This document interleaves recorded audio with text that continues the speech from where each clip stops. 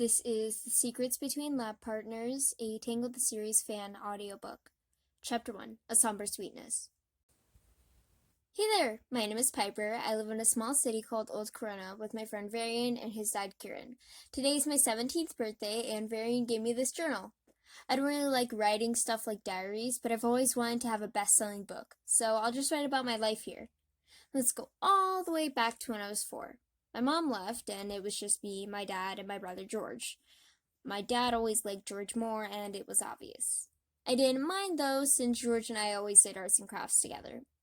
One time I made him a doll for the Day of Hearts since he didn't have a girlfriend, though we ended up naming her George, too. As I got older, I started noticing my dad's favoritism, and I started to hate my brother for it. I also started acting out, but I could never get my dad's attention. Though, when I was 11, George, he passed. This only caused my dad to ignore me more, and by the time I was 14, I barely knew him.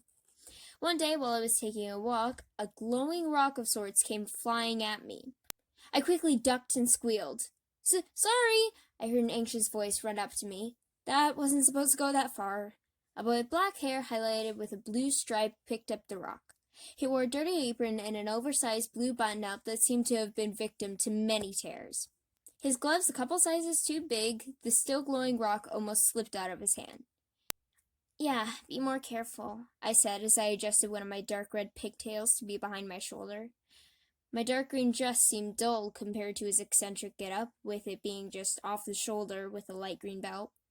I looked into his bright blue eyes, mine only dark blue, but not the pretty ocean kind. Mine were a musty blue that anyone could mistake for a dark brown. It's odd how someone can have the most exciting features, but in the least interesting way. The boy smiled at me. Sorry again, it's just another failed experiment. He seemed upset. His goofy smile faded into a disappointed frown. As he looked into the sunset behind me, his freckles highlighted themselves. Varian! He extended his hand that held the glowing rock, quickly retracting it and reaching out his other hand. I took his hand and smiled. Piper. His name seemed so cool compared to mine. How on earth did his mother come up with it? Like Peter Piper? Varian joked, but in reality it was true. I shrugged. Yep. He looked shocked and I laughed. My older brother picked it, actually. I gave him a nervous chuckle. Well, that must be an interesting story. How old was he?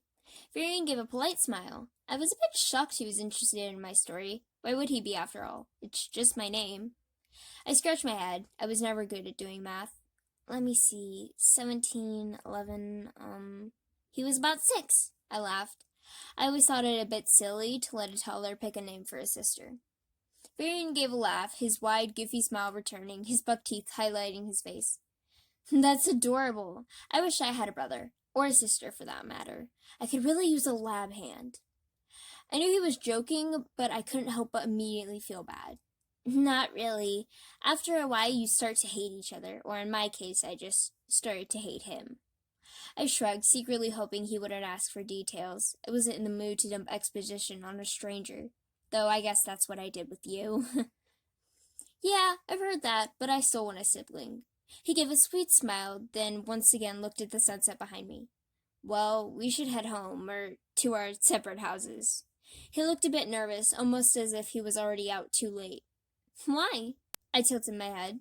I had just walked out the door, so going home so early was a no-go for me.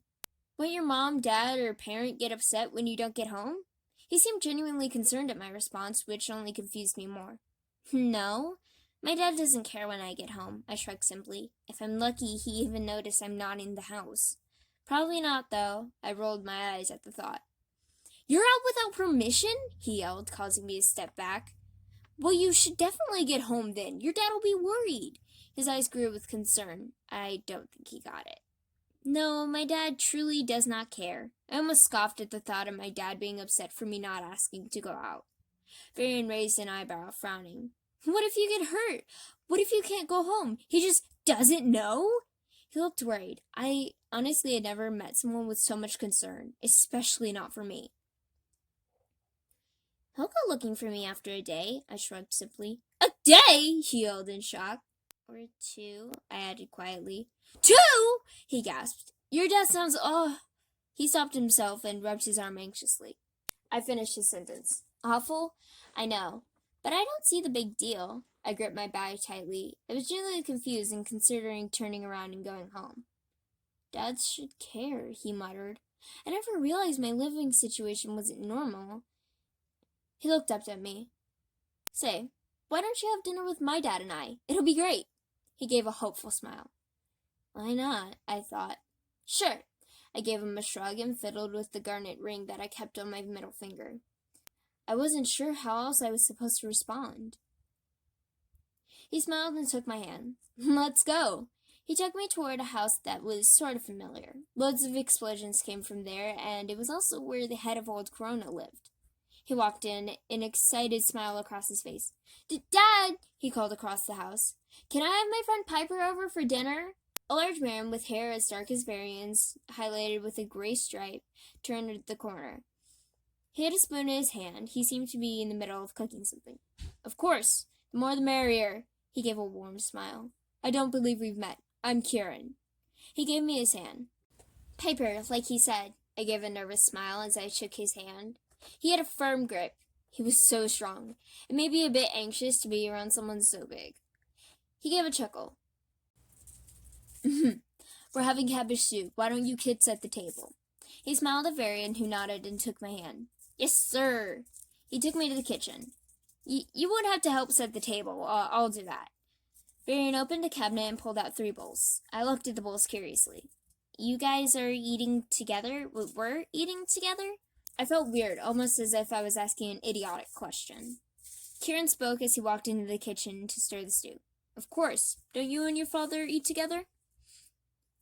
He sipped a bit of the stew, letting Varian do the same.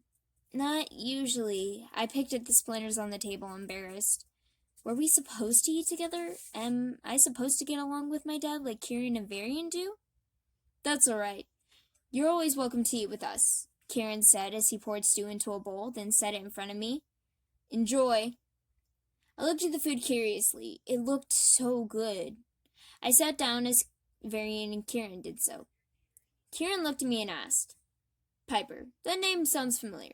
Did you have a brother? I almost choked. Yeah. How did he know? Was he about to ask questions about what happened? Oh, I hoped he wouldn't. This dinner alone was making me way too stressed. I believe I worked with him in the field time to time. He always kept a doll in his pocket, right? He gave a warm smile. I never knew George made friends at work, but what I knew less... A doll? You mean George always wore a big coat even in the middle of summer, long brown hair he kept in a braid? Quirin nodded as I described my brother. He kept a doll in his pocket? Yes, Quirin responded. The one named after him? He called it his good luck charm. Quirin let out a small chuckle. I suppose at this point Varian caught on why we were using past tense, so he just poked at his food. Oh yeah, that thing. I rolled my eyes, then quickly tried to change the subject. Why'd you learn to cook like this? I ate a spoonful as Quirin explained how he learned to cook. The 3 of us conversed all night, though after a while Quirin sent me home. I arrived to my dad sitting in the den reading a book. Oh, you went out? Of course, he didn't even notice. Yeah. I started toward the hall as my dad went back to reading his book. I then stopped. Hey, Dad, where's George's coat? I turned around as my dad looked up. I don't think you should be going through George's stuff, my dad said sternly. Of course, the only thing he cared that I did was the only thing I wanted to do right now. I just need to check something. I furrowed my eyebrows stubbornly and stared right at him. There's just one thing I had to know. My dad caved, rather quickly I might add, since he cared so much about George's stuff. It's in the hall closet, he sighed, then went back to reading. Thanks, I said as I skipped to the closet. I swung the door open, George's big brown coat sitting there. I had vague memories of trying it on when I was little. I quickly reached into the pocket and pulled out the doll. George, I whispered, staring at the doll, first with nostalgia, then with spite. This precious memory had been corroded by my brother's name. I walked to my room, setting the doll on my bedside table. Blowing out the candle, I thought to myself, maybe things aren't that bad. My eyelids grew heavy, and I drifted off to sleep.